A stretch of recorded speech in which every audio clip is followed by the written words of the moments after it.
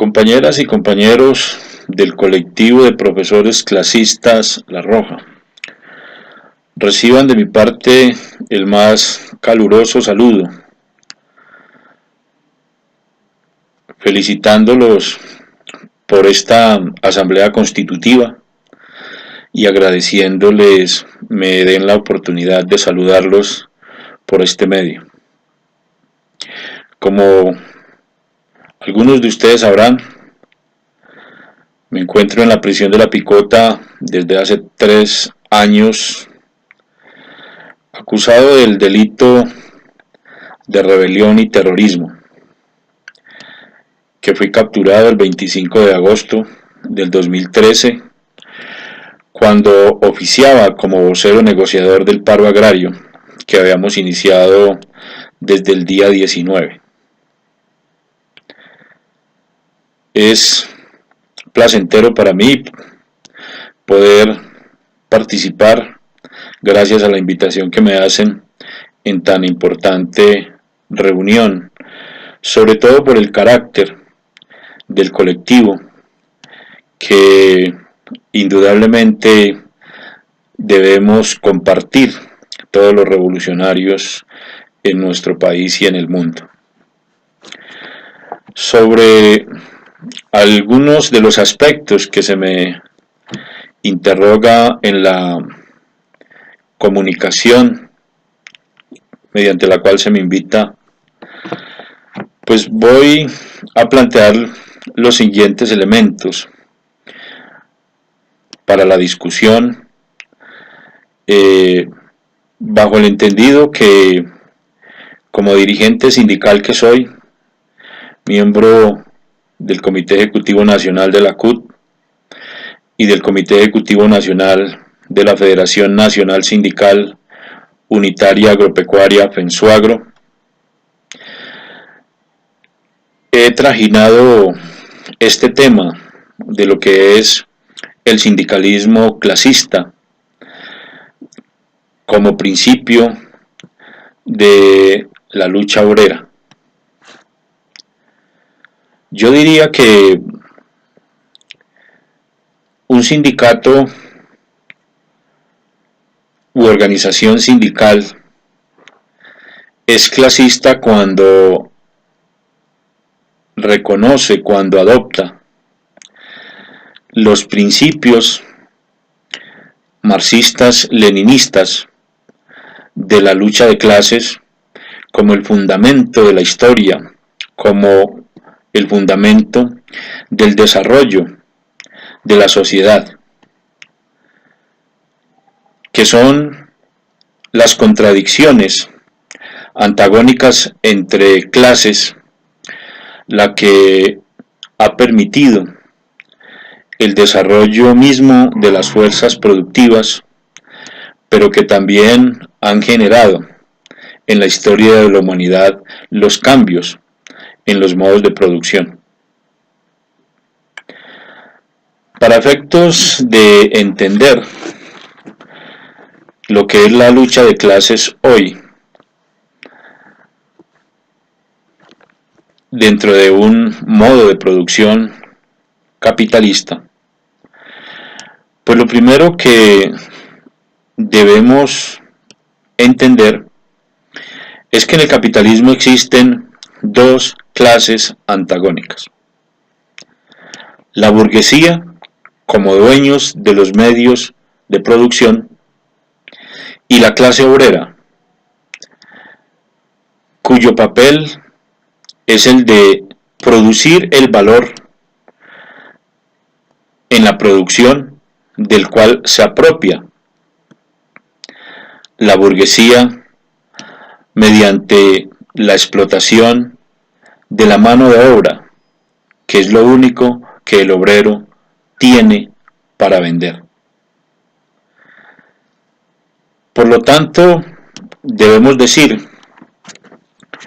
que cuando un sindicato u organización de los trabajadores entiende que existe una contradicción entre el capital y el trabajo, entre la clase burgués y la clase obrera, contradicción que solamente puede ser resuelta mediante la abolición de la propiedad privada, y que toda lucha nuestra debe dirigirse precisamente a destruir el capitalismo como modo de producción, de explotación del hombre por el hombre. Entonces, en ese momento, una organización sindical adopta de manera clara un carácter clasista y enfrenta con decisión y claridad la lucha de clases. Pero otros aspectos importantes de tener en cuenta. No es suficiente luchar por el salario. No es suficiente dar la pelea por vender en mejores condiciones nuestra fuerza de trabajo, pues esta lucha recortada corresponde únicamente al primer nivel, tipo o dirección de la lucha de clases, que es la lucha económica. Y cuando la lucha se queda solamente en la reivindicación que busca alcanzar mejores condiciones para la venta de nuestra fuerza de trabajo, solamente estamos luchando por los intereses inmediatos. Y cuando luchamos por nuestros intereses inmediatos, aunque lo hagamos contra nuestra clase enemiga, no estamos adoptando consecuentemente el carácter clasista de la lucha de clases, puesto que es necesario avanzar hacia los otros dos tipos o niveles de la lucha de clases, que son la lucha ideológica y la lucha política. La lucha ideológica es toda aquella que damos para desalojar del cerebro de la clase obrera los rezagos de la ideología burgués, del idealismo, de explicarle a los trabajadores cuál es la causa común y fundamental de la existencia de estas contradicciones de clase, de por qué existe una clase que se ha apropiado de los medios de producción y de por qué existe otra a quien solo le quedó para vender su fuerza de trabajo. Y la lucha política es aquella que debemos dar también de forma permanente por desalojar de el poder del Estado, por desalojar del control sobre el Estado a la clase burguesa. Solamente con la combinación de esos tres niveles de la lucha de clases, la lucha económica, la lucha ideológica y la lucha política, estamos entonces adquiriendo de verdad conciencia de clase y estamos, por lo tanto, desarrollando de manera estratégica la lucha de clases y no quedándonos de manera inmediata en la consecución de mejores condiciones para la venta de nuestra fuerza de trabajo. Y estos tres niveles o direcciones de la lucha de clases se dan de forma combinada y se dan también con distintas formas de la lucha de clases. Estos tipos de la lucha de clases se dan de diferentes formas. En luchas legales, cuando así lo permiten las leyes del establecimiento, o ilegales, cuando por razones de la represión estatal se niegan el derecho que tenemos a la protesta. Me explico. Uno podría empezar una huelga de trabajadores de forma legal, tal cual como está establecido en el Código Sustantivo del Trabajo. Pero esta huelga puede ser declarada ilegal. En ese momento, entonces, la lucha se vuelve ilegal y nosotros entonces debemos mantener la decisión de continuar en la lucha a pesar de la ilegalidad. Por eso, una de las formas de la lucha es la lucha legal o la lucha ilegal. Y hay otras formas, como las formas abiertas y las formas clandestinas, que también debemos adoptarlas, puesto que no es un capricho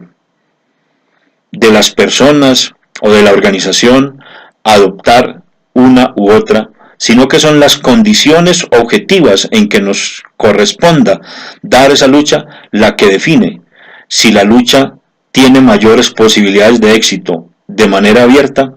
o si por razones de la preservación de la vida y la preservación de la organización debemos hacerlo de manera clandestina. Y obviamente hay otra forma de la lucha de clases que pueden ser pacíficas o violentas. Y hay muchas formas de la lucha que pueden empezar de forma pacífica, pero cuando el Estado agrede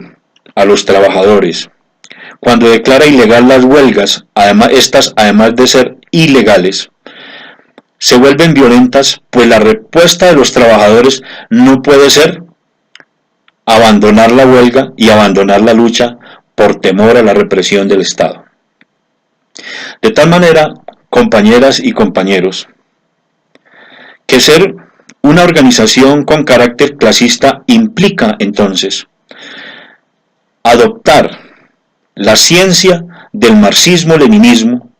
como guía para la acción de la lucha, para confrontar con suficiente claridad, pero sobre todo entendiendo cuáles son nuestros intereses estratégicos, la ciencia del materialismo histórico y del materialismo dialéctico. Si nos armamos de una teoría como esa, seguramente no solamente seremos una organización clasista, sino que aportaremos de verdad a la lucha de clases en todos sus niveles y en todas sus formas. En segundo lugar, ¿qué papel debe jugar hoy el movimiento sindical? Nuestro país atraviesa por una situación muy particular. Estamos frente a una posibilidad histórica de superar el conflicto social, político y armado que hemos vivido durante más de 50 años. Los acuerdos de La Habana obviamente plantean de forma inmediata la posibilidad de superar el conflicto armado y sentar las bases para una paz estable y duradera. Dan la posibilidad de que iniciemos el camino hacia la superación de las razones económicas, políticas y sociales que originaron el alzamiento armado en Colombia. ¿Qué papel jugar entonces desde el movimiento sindical? Yo creo que el primero, y por el traspiés que ha tenido la implementación de los acuerdos debido a los resultados del plebiscito del 2 de octubre, todo nuestro esfuerzo en este momento debe darse para que el acuerdo firmado en La Habana y ratificado en Cartagena se cumpla totalmente y a cabalidad. No puede ser que nosotros permitamos que un acuerdo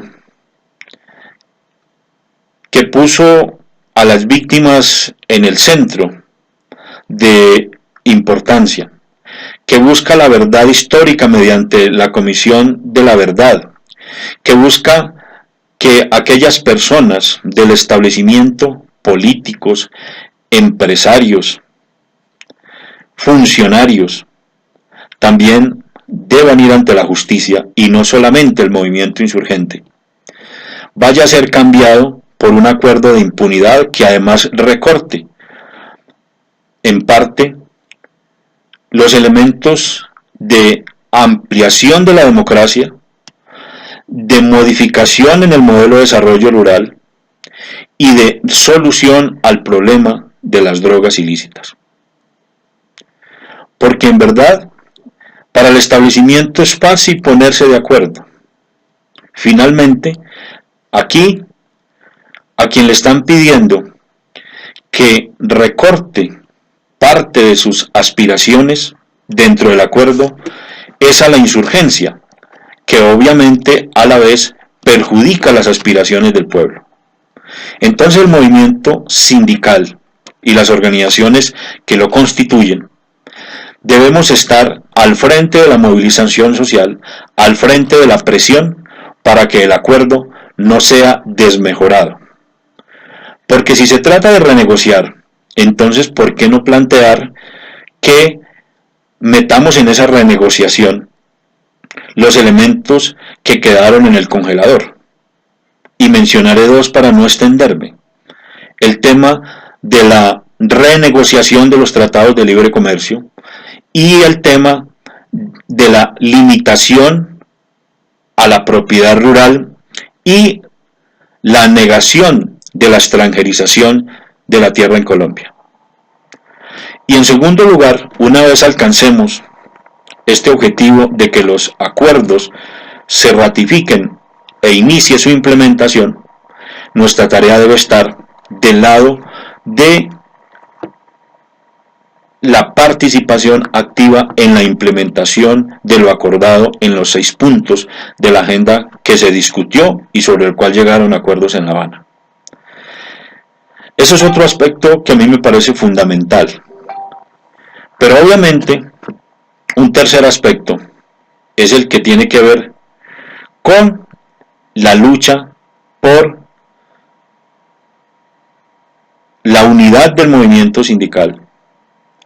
la lucha contra aquellos que han hecho de la vida sindical y de la actividad sindical una forma de vida, la burocratización, la venta y abandono de los principios del movimiento obrero y del sindicalismo en Colombia y en el mundo debe seguir siendo otra de nuestras luchas. En razón a que la clase obrera es la llamada